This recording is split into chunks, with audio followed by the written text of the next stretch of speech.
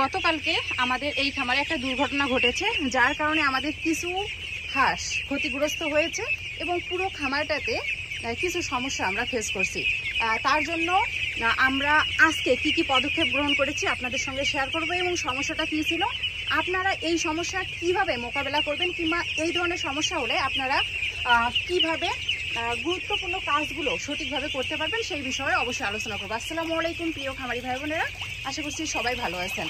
তো এখানে দেখতে পাচ্ছেন যে আমি হাউজে পানি দিয়েছি এবং পানিতে কিন্তু পানির রঙটা লাল দেখা যাচ্ছে, কারণ আমি এখানে পটাশ মিশিয়ে দিয়েছি। তো আমি কিন্তু এতক্ষণ ধরে এই হাউজেই অবস্থান করছি, কারণ এখন দেখতে পাচ্ছেন যে পটাশের পরিমাণটা অনেক বেশি এবং পানির পরিমাণ কম। তো এই হাউজে যে পরিমাণ পানি হবে সেই পানির লেভেল অনুযায়ী আমি কিন্তু পটাশ দিয়ে দিয়েছি। তো পটাশের পরিমাণটা এখানে বেশি, তো আমি কোনোভাবেই এখন হাঁসগুলোকে নামতে দিচ্ছি না, কারণ এই মাত্রাধিক পটাশ যখন এই বাচ্চাগুলো খেয়ে ফেলবে তখন কিন্তু এদের সমস্যা হওয়ার সম্ভাবনা আছে। আর কেন পটাশ দিয়েছি সেটাও আমি আপনাদের সঙ্গে কথা বলছি। তো তার আগে এই বিষয়টা একটু আপনাদের সঙ্গে ক্লিয়ার করি। দেখেন যে এই পটাশটা আমি এখানে দিয়েছি এবং পাইপের সাহায্যে পানি যাচ্ছে আর পুরো জায়গাটাতে কিন্তু ছড়িয়ে যাচ্ছে পটাশের পানি। তো একটু পরেই হাঁসগুলো এখানে বিচরণ করবে, কোনো সমস্যা হবে না। তো এখন কিন্তু পানির পরিমাণটা অনেক বেশি হয়ে গেছে, এখন হয়তো বা কোনো সমস্যা হবে না। তো আচ্ছা, পটাশটা কেন দিয়েছি আপনারা জানেন যে পটাশটা জীবাণু ধ্বংসকারী একটা উপাদান কিংবা জীবাণুনাশক। তো এই জীবাণুনাশকটা আমরা যদি সঠিকভাবে প্রয়োগ না করতে পারি তাহলে এই জীবাণুনাশকেই কিন্তু আমাদের পশু পাখির জন্য মারাত্মক ঝুঁকির হতে পারে। যদি মাত্রাধিক পটাশ কিংবা মাত্রাধিক পটাশযুক্ত পানি হাঁস কিংবা হাঁসের বাচ্চা খেয়ে ফেলে তাহলে কিন্তু সেই হাঁসের বাচ্চা মারাত্মক ক্ষতি হওয়ার পসিবিলিটি থাকে। তো আমরা সীমিত পরিমাণে কিংবা অল্প পরিমাণে দিব, যাতে করে ভাইরাসটা কিংবা এই ক্ষতিকারক দিকগুলো থেকে আমাদের পশু পাখিগুলো রক্ষা পায়। তো এই জন্য আমি ভাইরাস কাটানোর জন্য কিংবা বাহিরে যেহেতু আমরা ছাড়ছি পটাশের পানিতে একটু গোসল করানোর ট্রাই করছি। আর পটাশের পানি এখন যেহেতু এই পটাশটা চারিদিকে বিস্তার লাভ করছে এবং পানি পরিমাণটা একটু বেশি হয়ে গেছে, তাই এখন আমি বাচ্চাগুলোকে এখানে আসতে দিতে পারি। তো মূল আলোচনায় চলে যাচ্ছি যে কালকে কি হয়েছিল এবং সেই সমস্যার কারণে এখন আমার খামারটা কেন ঝুঁকির মধ্যে আছে কিংবা কী প্রবলেম হয়েছিল। তো আপনারা দেখতে পাচ্ছেন যে আমাদের কিন্তু আশেপাশে যে মাঠ আছে আবাদি জমি সেগুলো খালি হয়ে গেছে এবং আমরা গত 3 দিন থেকে মাঠে ছাড়ছি। তো এই জায়গাটাতেও কিন্তু এখন উন্মুক্ত আছে।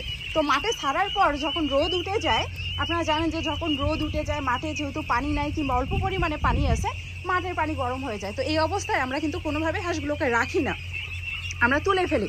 তো এই হাঁসগুলো তুলে ফেলে আমরা কিন্তু আমাদের প্রথম খামারে অর্থাৎ দ্বিতীয় স্টেপে যে বাচ্চাগুলো আমরা এনেছিলাম সেই বাচ্চাগুলোকে আমরা দেখাশোনার জন্য গিয়েছিলাম এবং এই খামারে কেউ অবস্থান করেনি। তো এখানে দেখতে পাচ্ছেন যে বাহিরে কিন্তু কিছু গাছপালা এবং বাগান দেখতে পাচ্ছেন। তো এই বাগানে বন্য প্রাণী কিংবা শেয়ালের উপদ্রব আছে। তো গতকালকে এইখানে একটা দেখতে পাচ্ছেন যে নেট জাল, এটা ছিঁড়ে এখানে কিন্তু শিয়ালের আক্রমণ হয়েছিল এবং সেই শিয়ালের আক্রমণে আমাদের এই খামারের পুরো হাঁসগুলোই সবগুলো হাঁস ভয় পেয়েছে এবং 4 পিস হাঁসকে শিয়াল কিন্তু আক্রমণ করতে সক্ষম হয়েছে এবং 4 পিস হাঁস অলরেডি মারা গেছে।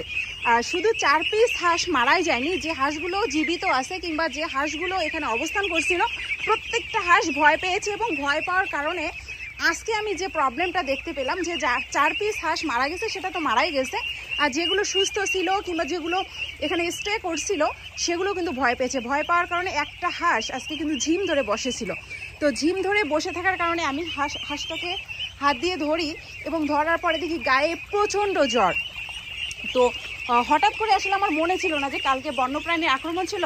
তো যখন আমি জ্বরটা লক্ষ্য করি তখনই আমি যে কোনো রোগের কারণ প্রথমে অনুসন্ধান করি, একটু আমি কয়েক মিনিট কিংবা কয়েক ঘন্টা ভাবি যে এই রোগের কারণ কি, আমি সর্বপ্রথম কারণটা চিহ্নিত করি। তো অনুরূপভাবে আমি কারণটা চিহ্নিত করতে গিয়ে আমার মনে পড়ে যে কালকে এই শিয়ালের উপদ্রব হয়েছিল এবং আমি কারণ হিসেবে প্রথম কারণ সেই শিয়ালের উপদ্রবকেই চিহ্নিত করি।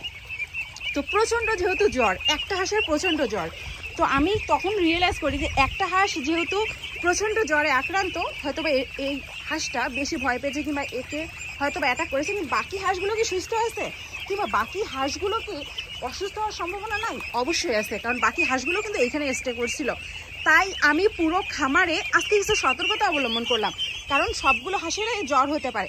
তো এখানে দেখতে পাচ্ছেন যে আমরা কিন্তু সকালে মাঠে ছেড়ে দিই, তো মাঠে ছেড়ে না দিয়ে আমি এখানে কিছু শুকনো খাবার দিয়েছি, আর আলাদা পাত্রতে কিন্তু আমি পানি দিয়েছি। এই পানিটা কিন্তু প্যারাসিটামল মিশ্রিত পানি, অর্থাৎ জ্বরের জন্য যে পূর্ব সতর্কতা কিংবা জ্বরের চিকিৎসার জন্য আমরা যে প্যারাসিটামল ব্যবহার করি, সেই প্যারাসিটামল মিশ্রিত পানি এখানে দিয়েছি এবং শুকনো খাবার দিয়েছি। তো শুকনো খাবার এজন্যই দিয়েছি, আমরা যেহেতু হাঁসগুলোকে মাঠে ছাড়বো, তো আমরা যদি ভিজা খাবার দিই অনেক পরিমাণ খেয়ে ফেলবো এবং পেট ভরে যাবে। তো আমরা তো মাঠে ছাড়বো ফ্রি খাদ্য খাওয়ানোর জন্য, তো শুকনো খাবার অল্প করে খাবে এবং এই ঔষধ মিশ্রিত পানিটা এখানে গ্রহণ করবে। তো আমরা আসলে যে কোনো বিষয় তুচ্ছ মনে করি এবং ছোট্ট একটা বিষয় যে আমাদের খামারে ধ্বংসের কারণ হতে পারে, আমাদের খামারের হাঁসগুলোকে অসুস্থ করে দিতে পারে, এটা আমরা রিয়েলাইজ করি না। তো দেখেন যে আজকে আমি যখন হাঁসগুলো ছাড়ছিলাম তখন একটা হাঁস আমার চোখে পড়ে এবং একটা হাঁসকে আমি ধরি এবং পুরো খামারের যে ক্ষতি হওয়ার সম্ভাবনা আছে কিংবা ওই একটা হাঁসের ওপর কেন্দ্র করে আমি পুরো খামারটাকে বিশ্লেষণ করার চেষ্টা করি, যার ফলে আমি পূর্ব সতর্কতা অবলম্বন করি। এবং দেখেন যে এখানে পটাশ মিশ্রিত পানি দিয়ে দেই। পটাশ মিশ্রিত পানি দেওয়ার কিছু কারণ আছে। আমি 3 দিন ধরে হঠাৎ করে বাহিরে ছাড়ছি, কালকে বন্যপ্রাণীর আক্রমণ হয়েছে এবং সব মিলে পূর্ব সতর্কতা হিসেবে আমি কিন্তু পটাশ মিশ্রিত পানি দিয়ে হাঁসগুলোকে গোসল করাচ্ছি এবং আলাদা আমি ঔষধ হিসাবে প্যারাসিটামলের ব্যবস্থা করেছি। তো এই প্যারাসিটামলটা কিন্তু আজকে আমি 2 বেলা দিব। তো সকালবেলা যেহেতু দিয়ে দিয়েছি, এখন আমি মাঠে ছাড়বো। সকালবেলা এই ঔষধ মিশ্রিত পানি খাওয়ার পরে মাঠে চলে যাবে এবং মাঠ থেকে যখন ফেরত আসবে তখন আবার খাবার দিব এবং পাশাপাশি আমি প্যারাসিটামল মিশ্রিত পানি অবশ্যই দিব। এবং এদের কিন্তু আরও একটা সমস্যা হতে পারে, সেটা খাদ্যে অজীর্ণ, কারণ ভয় পেলে শুধু জ্বর আসবে এরকম না, খাদ্যে অজীর্ণ হতে পারে। এর জন্য অবশ্যই আমাকে ভিনেগার আজকে ব্যবহার করতে হবে। তো আনফর্চুনেটলি আসলে আমার খামারে এখন ভিনেগার নেই, তো যত দ্রুত সম্ভব অবশ্যই আমাদেরকে ভিনেগারটা আনার ব্যবস্থা করতে হবে এবং এই ভিনেগার আজকের মধ্যে আমাকে দিতে হতে পারে, কারণ পূর্ব সতর্কতা হিসেবে এই সতর্কতাগুলো আমি যদি এখন পালন না করি তাহলে দেখা যাবে যে আগামীকাল থেকে এই বিষয়গুলো আসলে সতর্কতা থাকবে না, রোগে পরিণত হবে এবং রোগের চিকিৎসা দিতে হবে। আর আপনারা জানেন যে কোনো রোগে যখন আক্রান্ত হয়ে যায় আমরা যতই চিকিৎসা দিই না কেন 100% কিন্তু সেই রোগ থেকে আরোগ্য হয় না। হয়তো বা 2-1টা হাঁসের ক্ষতি হয় কিংবা সবগুলো হাঁসকে আমাদের অনেক ট্রিটমেন্টে রাখতে হয়, অনেক যত্নে রাখতে হয়, অনেক সময় ব্যয় হয় এবং কাঙ্ক্ষিত ফলাফল আমরা যে সঠিক সময় পাবো সেটা কিন্তু আমরা আর পাই না। তো অবশ্যই আমাদের ভিনেগার আজকে দিতে হবে, প্যারাসিটামল 2 বার দিতে হবে এবং পটাশ মিশ্রিত পানি আমি তো এখানে দিয়ে দিচ্ছি। আর আমরা যে মাঠে ছাড়বো, মাঠে ততক্ষণেই আমরা রাখবো যতক্ষণ প্রচণ্ড পরিমাণে রোদ উঠবে না, পানি গরম হবে না। আমরা সবসময় লক্ষ্য রাখি যে মাঠে যদি রোদ বেশি হয় কিংবা পানি বেশি গরম হয়ে যায় তার আগেই কিন্তু আমরা হাঁসগুলোকে কিংবা হাঁসের বাচ্চাকে তুলে ফেলার চেষ্টা করব এবং নিরাপদ জায়গায় নিয়ে আসবো, নিরাপদ এবং বিশুদ্ধ পানিতে হাঁসগুলোকে গোসল করাবো এবং আমাদের হাতে তৈরি যে খাবারটা আছে সেটা আমরা রেগুলার রাখবো। তো আজকে যে ইনফরমেশনটা আপনাদেরকে প্রোভাইড করলাম, আসলে এই ধরনের ইনফরমেশন হয়তোবা কেউ আমাদেরকে খামারের শুরুতে কখনো প্রোভাইড করেনি, যার কারণে আমি হয়তোবা খামারের শুরুতে লস করেছিলাম। তো আমি চাই না যে আমার বিভিন্ন জায়গায় ছড়িয়ে ছিটে থাকা খামারি ভাই বোনেরা সামান্য একটা ভুল করে খামারে বড় ধরনের ক্ষতির সম্মুখীন হোক। তারা যেন সঠিক ইনফরমেশন পেয়ে সঠিকভাবে খামার ব্যবস্থাপনাকে অব্যাহত রেখে সামনের দিকে এগিয়ে যেতে পারে এবং সবসময় আমি তাদের পাশে আসি, থাকবো ইনশাল্লাহ। আর সবসময় আপনারা আমাদের পরিবারে যুক্ত থাকবেন, সাবস্ক্রাইব করে আমাদের পাশে থাকবেন এবং নিয়মিত ভিডিওগুলো ফলো করবেন। তো সবাইকে অসংখ্য ধন্যবাদ। ভিডিওটি যদি ভালো লাগে অবশ্যই লাইক, কমেন্ট, শেয়ার করতে ভুলবেন না। অসংখ্য ধন্যবাদ ভিডিওটি দেখার জন্য।